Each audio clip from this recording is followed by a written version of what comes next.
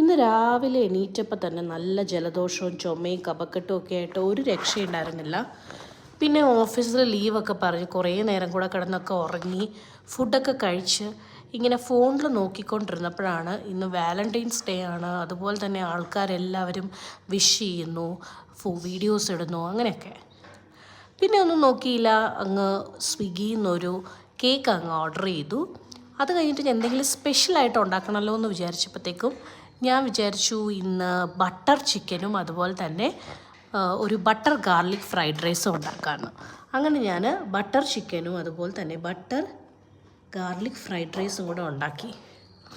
എന്നിട്ട് കേക്കൊക്കെ വന്നു കേട്ടോ. കേക്ക് ഒരു ഹാർട്ട് ഷേപ്പിലുള്ള ചോക്ലേറ്റ് കേക്കായിരുന്നു. അതിൻ്റെ പുറത്ത് നല്ല 2 റെഡ് ഹാർട്ടൊക്കെ വെച്ചിട്ടുണ്ടായിരുന്നു.